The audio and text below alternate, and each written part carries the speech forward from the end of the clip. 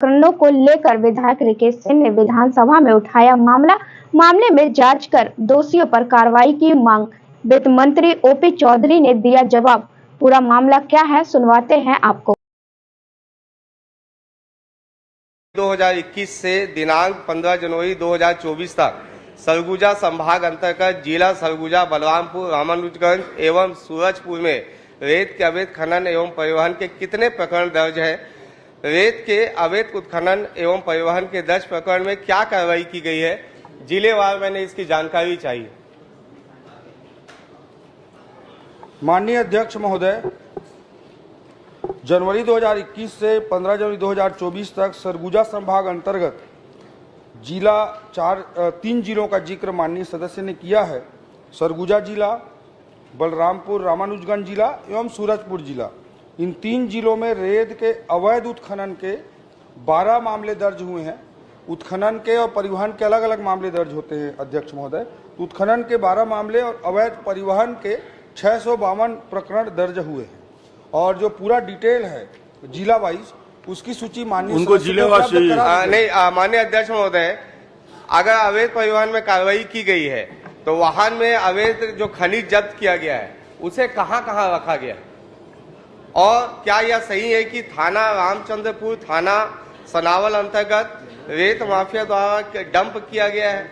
और कितने का अनुमति लिया गया और जहां जहां डंप है उसमें अभी तक क्या कार्रवाई किया गया है? जो डंपिंग का परमिशन अध्यक्ष महोदय वो अलग से कलेक्ट्रेट के माइनिंग शाखा से लिया जाता है। अगर माननीय सदस्य का कंसर्न है, उनको शंका है कि गलत डंपिंग कहीं पर हुआ है तो वो हमें बता दें, हम उसको निश्चित रूप से चेक। माननीय अध्यक्ष महोदय,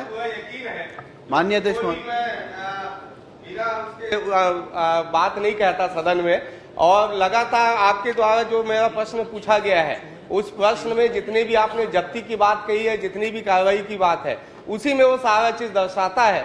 और उसमें अगर डंप किया गया और आपके उसमें उल्लेख भी इस बात का है कि खनिज को भी जब्त किया गया है, तो खनिज है कहाँ जो जब्त किया गया है?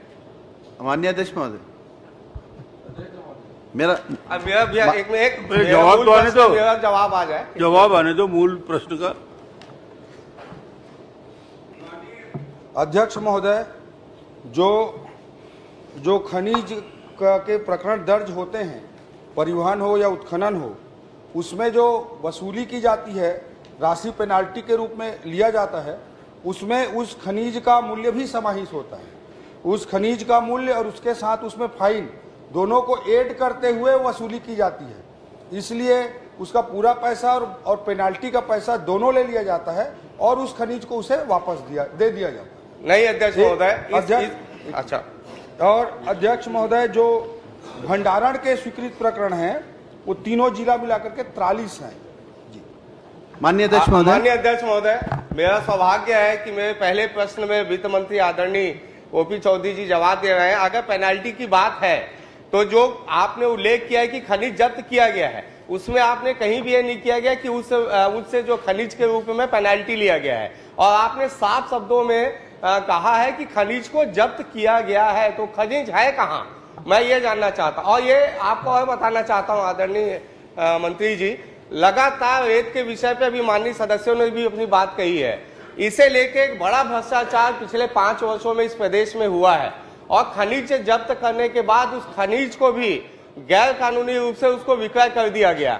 तो इसलिए मेरे प्रश्न की चिंता बड़ा आवश्यक है, क्योंकि ये विष्णुदेव जी की सरकार है और इस सरकार में मुझे पूरा यकीन है रेत खनन जैसे अवैध कार्य नहीं होंगे और उसमें जिस प्रकार से खनिज की जो अवैध बिक्री हो रही है वो भी नहीं होगी। इसलिए मुझे जवाब इसका अवश्य चाहिए।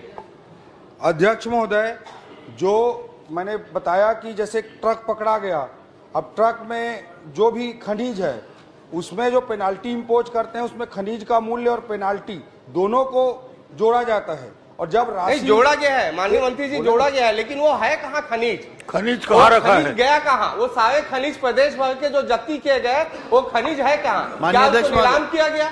क्या उसको ऑक्शन बुलाया गया कि उसको अवैध रूप से अधिकारियों ने बेच दिया? उसे